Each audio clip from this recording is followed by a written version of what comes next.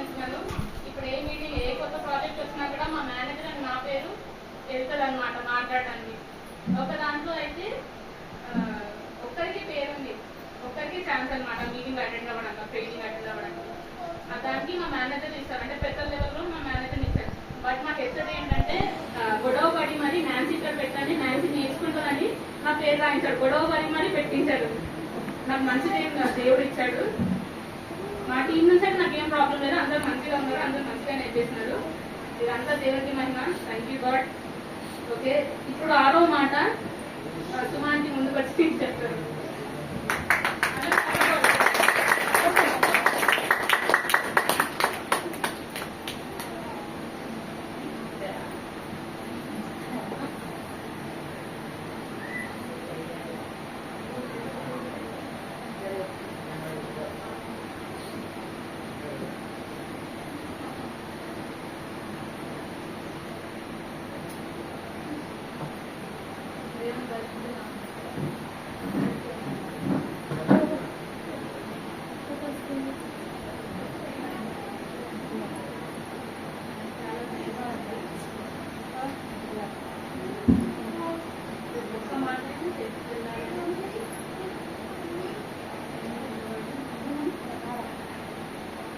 రావడం మాట్లాడడం అంటే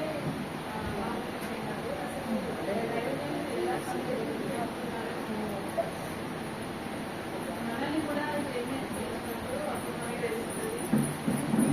సందేశం చెప్పడం మామూలు విషయం కాదు. ఎలా చెప్పాలి అంటే చెప్పిన సందేశం ఎదుటి వారిని ఆకర్షించాలి, ఆ సందేశం వారి హృదయాల్లో నాటబడాలి, నాటబడిన సందేశం వాళ్ళు అనుసరించే విధంగా ఉండాలి. అంత గొప్ప సందేశం ఇస్తున్నారు, అది మనం వింటున్నందుకు అంటే ఇప్పుడు ఇంత చెప్పినట్టు ఒక మంచిగా ఇంటిని సర్దినట్లుగా అన్ని కరెక్ట్ గా మాట్లాడాలి. వాక్యం ఏ మాట ఉంటే ఏ మాట కావాలి అనే విధంగా మాట్లాడాలి. అంటే మా దృష్టి కాదు, దేవుని కృప అండ్ పరిశుద్ధాత్మ తోడు మనకి ఖచ్చితంగా ఉంటేనే మనం మాట్లాడగలుగుతాం. కానీ దీనికి కూడా సిద్ధపాటు చాలా అవసరం. దేవుడు నన్ను నాకు ఇచ్చిన మాట నేను ఏం చెప్పాలంటే ఏదో వార్త పంపించవాలని ఉపయోగపడుతుందో ఆ విధంగా కూర్చొని సమాప్తమైనదని చెప్పి తల నుంచి సమాప్తమైనది అనే మాట, సమాప్తమైనది అనే దానికి అర్థం సంపూర్ణమైనది. అంటే ఇంకా ఇప్పుడు సంపూర్ణం అయిపోయింది. ఆయన అసలు యేసు ఎందుకు వచ్చాడు, దేనికోసం వచ్చాడు, ఎవరి కోసం వచ్చాడు, ఏం చేశాడు, వెళ్ళేటప్పుడు ఎలా వెళ్ళాడు, దీని మీదే ఆధారపడి ఉంది. ఎందుకోసం వచ్చాడు? పాపుల కోసం యేసయ్య వచ్చాడు. మనందరి పాపాలను క్షమించి మనకి రక్షణ ఇచ్చి తను తిరిగి వెళ్ళాడనమాట. అయితే నేను చెప్పాలనుకున్న మాట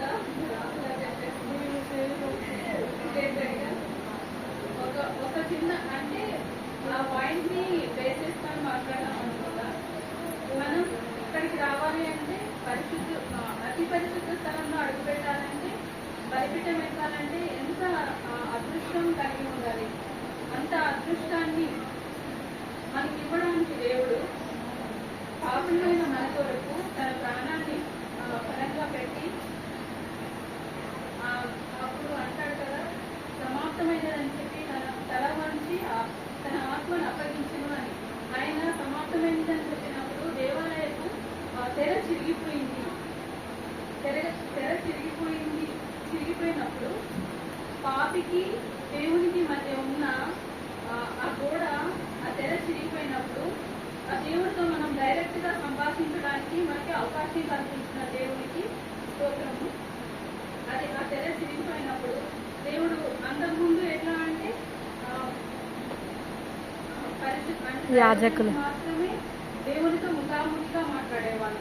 అది మనకి అడ్డుగా ఉండేదన్నమాట. ఎప్పుడైతే ఆ తెర చిరిగిపోయిందో అప్పుడు పాపికి దేవునితో డైరెక్ట్ గా మాట్లాడే అవకాశాన్ని దేవుడు మనకి ఇచ్చి ఉన్నాడు.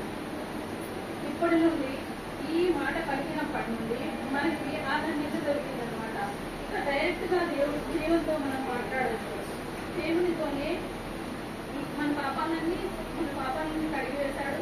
మనం అప్పటి నుండి పరిశుద్ధులుగా అయిపోయాం. అయితే నేను చెప్పదలుచుకున్న మాట ఏంటంటే,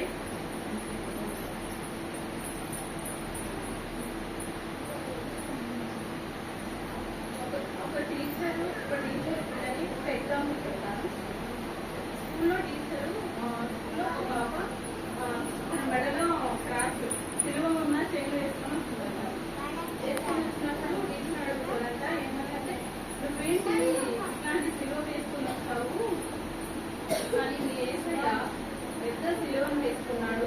ఆ సిలువ ఇలాంటిది కాదు, అది చాలా బరువైనది, అది అందంగా లేదు, మళ్ళీ మట్టితో కొట్టుకొని ఉంది, దాన్ని అసలు మోయలేము, అట్లాంటి సిలువ కదా నువ్వు ఇది వేసుకొని వచ్చావంటే అప్పుడు ఆ పాప చెప్పేదంట ఏమనంటే, అవును అట్లాంటి సిలువ వేసుకున్నాడు, కానీ దేవుడు అది ఇంత కష్టమైన జీవితాన్ని అట్లాంటి అనుభవించాల్సిన జీవితాన్ని తొలగించి నాకు బంగారు జీవితాన్ని ఇచ్చాడు అని పాప చెప్పిందంట. నేను చెప్పాల్సిన మాట ఏంటంటే, అట్లాంటి బంగారు జీవితాన్ని దేవుడు మనకు అనుగ్రహించాడు కాబట్టి ఇంత గొప్ప అవకాశాన్ని, ఇంత గొప్ప ధన్యతను మనకి ఇచ్చిన దేవుడికి ఎక్కలేని కృతజ్ఞతలు మనం తెలియజేసుకోవాలి. ఇట్లాంటి జీవితాన్ని మనం అంత బంగారు జీవితాన్ని మనకు అనుగ్రహించాడు కాబట్టి ఆ జీవితాన్ని దేవునికి అనుకూలంగా దేవుని పరిశుద్ధ మార్గంలో నడుస్తూ మనం జీవించాలని దేవుని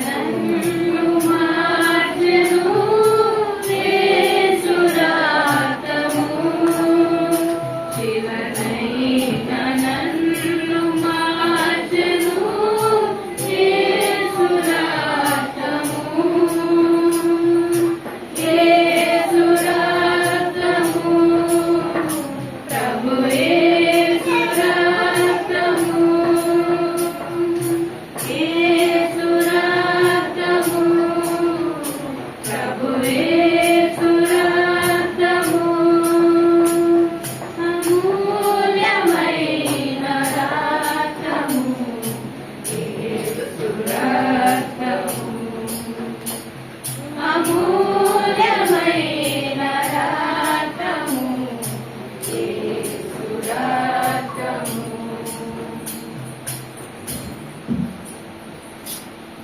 ఆరో మాట అయిపోయింది కదండి, సమాప్తమైనది. దేవుడు తన చేతికి తనకున్న పనిని ముగించుకున్నాడు. తన పని ఏంటండి? లోకానికి వచ్చి 33.5 సంవత్సరాలు ఒక మానవుని లాగా జీవించి దాని తర్వాత శిలువ మరణం, మన పాపాలపై శిలువ మరణం పొంది తర్వాత 3వ రోజున తిరిగి లేచాడు. ఇదంతా దేవుని పని. దేవా నేను వచ్చాను, నేను నా పని అయిపోయిందని దేవుడు సమాప్తమైందని చెప్తున్నాడు. అసలు ఎంత గొప్ప విషయం. నేను ఒక బుక్ లో చదివానండి. ఈ సృష్టినంతా చేయడానికి దేవుడు ఒక మాట సెలవిస్తే అయిపోయింది. ఈ చెట్లు, ఈ పుట్టలు, ఆ గుట్టలు, ఇదంతా కూడా ఇది ఒక మాట, దేవుడు ఒక మాట సెలవిస్తే అదంతా జరిగిపోయింది. కానీ మన పాపం తొలగించడానికని దేవుడు తానే స్వయంగా భూలోకానికి వచ్చి ఈ మానవునిలాగా జీవించి 3.5 సంవత్సరాలు బ్రతికి ఇంత కష్టపడి శిలువ మరణం పొందితే అప్పుడు మన పాపం పోయిందండి. అంటే దేవుడు ఎంత ప్రేమమూర్తి. ఇది ఒక చిన్న మాట అన్నమాట. అండ్ సమాప్తమైన మాట కోసం ప్రార్థన చేశారు.